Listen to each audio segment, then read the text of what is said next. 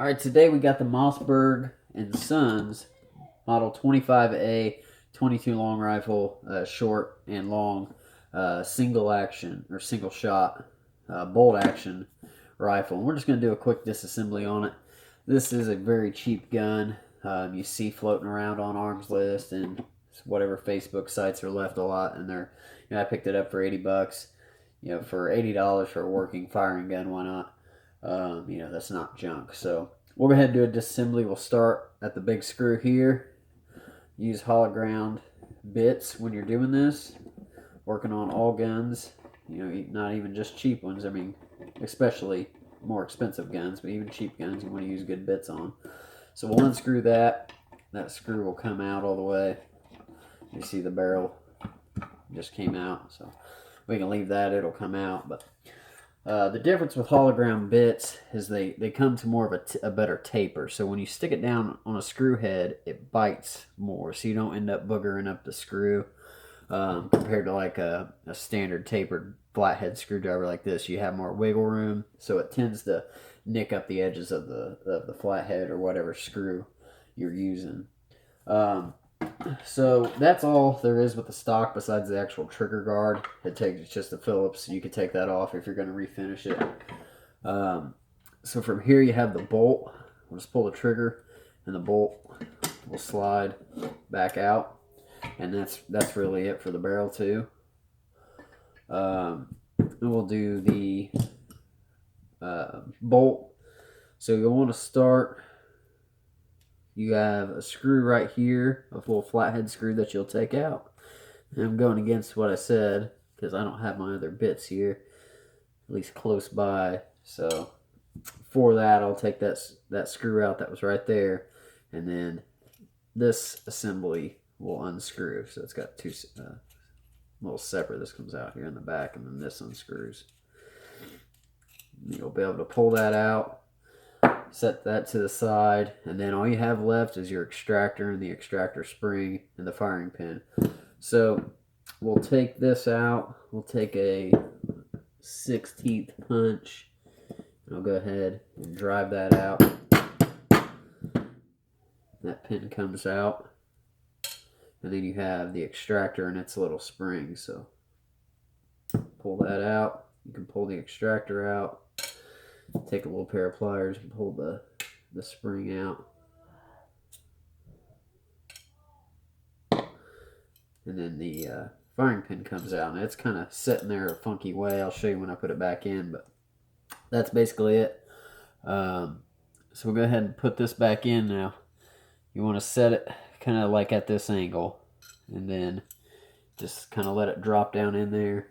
You're going to need to give it a little jiggle here and some help to get it all the way back in there so it falls all the way to the front. It's kind of a pain to get through, but once you get it set like that, you can push it. And you'll just want to see the actual firing pin come out of the breech face, and you'll know you got it all the way in there. From there, you put your spring back in. Try to keep hold of the firing pin so it doesn't slide back out.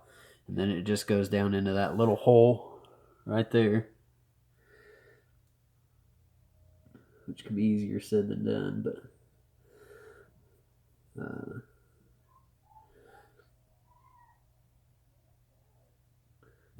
then just push the spring down in there. It'll stick out about 1/8 of an inch.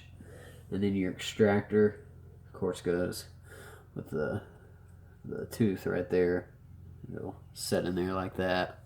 And then you'll have to go ahead. What I like to do is I'll go ahead and get the pin started from this side and get it up in there, just almost flush. And then I'll put the extractor in, and what I'll do is I'll just do it on the table. I'll push down on the extractor, and then I'll push that pin. As long as you have it all lined up. Or I kind of do it like this. I'll push down on the extractor, keeping it flush, and then I'll kind of just tap the pin until I feel that it went through the hole, which it didn't right there. So I'll go ahead and back it back out. Try to get it flush in there. But right there, put the extractor in, push down, in there. So now it captured it, and then I can just go ahead and drive it back till it's flush on this side.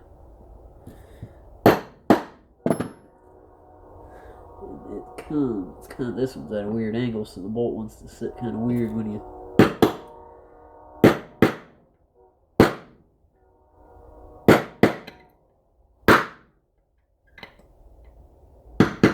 There we go.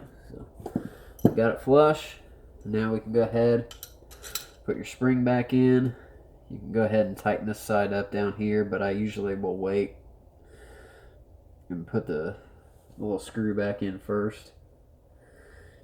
Go ahead and tighten it up.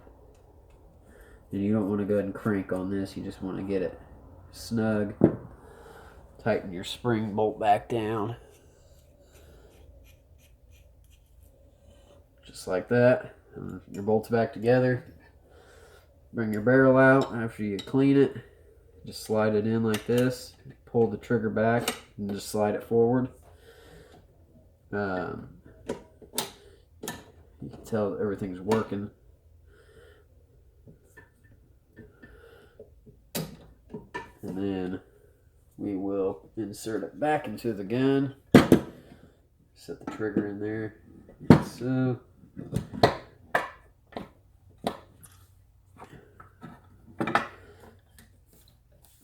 Sure everything's lined up where it needs to be. Then we can go ahead and tighten your stock screw back in.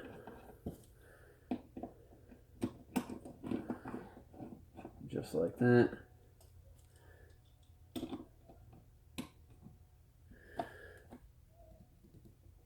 Tighten that up.